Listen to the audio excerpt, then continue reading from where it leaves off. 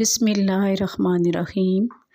अल्लाह के पाक नाम से शुरू करते हैं जो बड़ा मेहरबान नहायत रहम करने वाला है।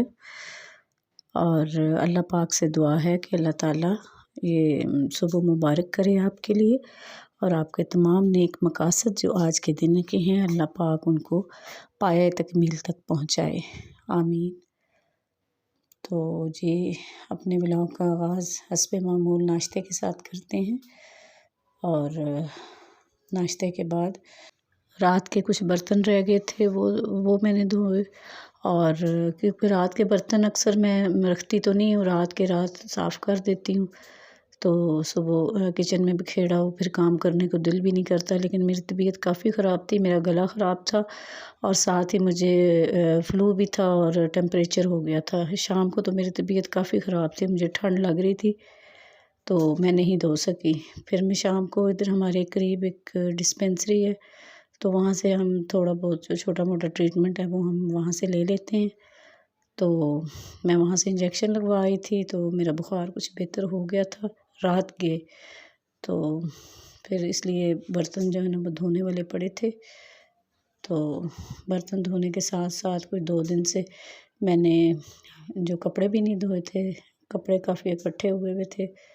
तो मैंने सोचा कि चलो बर्तन धोने के साथ साथ ना मैंने वॉशिंग मशीन भी लगा दी थी के साथ साथ चलो बर्तन जितनी देर में होते हैं साथ कुछ वॉशिंग मशीन का काम निपट जाएगा, कुछ कुकिंग हो जाएगी। क्योंकि बच्चों के स्कूल आने से पहले पहले काम ख़त्म हो जाए तो अच्छी बात होती है। तो मैंने बर्तन धो के तो साथ वॉशिंग मशीन का भी कर लिया था काम। अच्छा, बर्तन धोने का जो काम है ना ये शुरू से मुझे पसंद नहीं है। मैंने शादी से पहले बहुत कम बर्तन धोए हैं।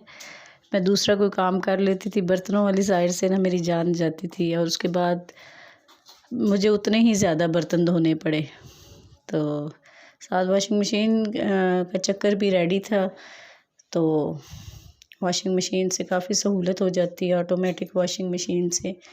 तो इसके अलावा दूसरी वॉशिंग मशीन भी मेरे पास पड़ी हुई है जो मैनुअल है। तो गर्मियों में मैं उस पे कपड़े धोती हूँ। मुझे तसल्ली नहीं होती, गर्मियों के लाइट कलर्स के कपड़े होते हैं ना तो इनके पापा के, तो वो मुझे ना ऑटोमेटिक पे तसल्ली नहीं होती। तो गर्मियों के लिए मैंने वो रखी हुई है। तो कपड़े चूँकि वूल के थे और सहन में हमारे सहन में ना बिल्कुल धूप नहीं लगती, छोटा सा सहन है तो गर्मियों में तो गुजारा हो जाता है। एक तार मैंने बांध के रखी हुई है तो गर्मियों में गुजारा हो जाता है कि डेली का डेली जो एक चक्कर होता है ना वो उस पे आ जाता है और सूख जाते हैं कपड़े। लेकिन सर्दियों में काफ़ी प्रॉब्लम होती है। हम लोग ग्राउंड फ्लोर पे रहते हैं तो ऊपर वाले पोर्शन में कोई और फैमिली है तो उससे ऊपर फिर हमें जाना पड़ता है कपड़े वगैरह डालने के लिए या धूप लगवाने के लिए। धूप का यहाँ पे काफ़ी जो है ना वो मसला है। इसी वजह से मेरे जिसमें ना विटामिन डी की भी कमी हो गई थी। तो मैं थोड़ा सा टाइम मिलता है तो मैं धूप पे आ जाती हूँ, अदरवाइज़ टाइम ना मिले तो फिर मसला ही बना रहता है। तो हर 3 माह के बाद ना 3-4 माह के बाद फिर विटामिन डी के इंजेक्शन पीने पड़ते हैं मुझे। तो अहमद और उमर मेरे साथ ऊपर आ गए थे। अहमद मेरी हेल्प कर रहा था और उमर साथ खेल रहा था। वैसे तो ये छत खुली है और अच्छी जगह है खेलने के लिए, लेकिन इन्होंने ना पानी की टंकी जो है ना वो छत के बीचों बीच ग्राउंड पे बनाई हुई है। और इस वजह से ना कुछ वो बैठने का भी सिलसिला समझ नहीं आता कि कहाँ बैठे। धूप भी आधी से ज़्यादा ये टंकी कवर कर लेती है। तो सुबह थोड़ी देर के लिए जो है ना आधे दिन के लिए तकरीबन धूप आती है। तो फिर मैंने सोचा चलो बच्चे हैं थोड़ा सा धूप लगवा लें, थोड़ा खेल लें खुली जगह पे। तो ये खेल रहे थे। तो आजकल ना ये थोड़ा सा बना हुआ था मसला फ्लू नज़ला ज़ुकाम का भी। तो मैंने इसको ना मैं उमर को लेके जाना था डॉक्टर के पास भी। तो इसको मैं आराम नहीं आ रहा था ना, ये थोड़ा परहेज़ भी नहीं करता, जो चीज़ इसको पसंद होती है तो वो जो है ना खाने से पीने से परहेज़ नहीं करता। चावल इसको ज़्यादा पसंद है नज़ले ज़ुकाम में, फिर ये डेली चावल खा लेता है रात को। रात के खाने में ये खाता ही चावल है तो फिर इस वजह से ना इसका ज़ुकाम ज़्यादा तूल पकड़ जाता है। तो मैं भी इसी बात से डर रही थी कि नेबुलाइज़र की तरफ ना आना पड़े, अल्लाह करे इससे पहले ही ठीक हो जाए। तो ये हमारे घर के सामने का व्यू है और हमारे घर के सामने घर तामीर हो रहा है, हर वक्त कंस्ट्रक्शन वालों ने डिस्टर्ब किया हुआ। इतनी आवाज़ें आती हैं ना कि बंदा सो नहीं सकता। सुबह सुबह आ जाते हैं और ये उमर साहब नीचे झांक रहे हैं। तो बच्चों के लिए ना यहाँ पे छोटे छोटे घरों में बड़े मसाइल हैं। बच्चे खुली जगह पे खेल नहीं सकते।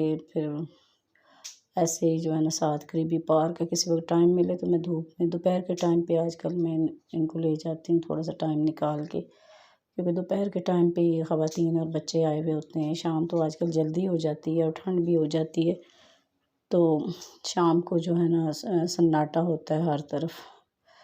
तो उमर ज़िद कर रहा था ये छली के दानों की ना, ये दिन को एक छली खाता है, सुबह नाश्ता करता है, दोपहर का खाना नहीं खाता ना, तो फिर एक ये छली खा लेता है। छली इसको बहुत पसंद है, तो स्पाइसी छली ना ऊपर वो मसाला सा लगा के वो देते हैं।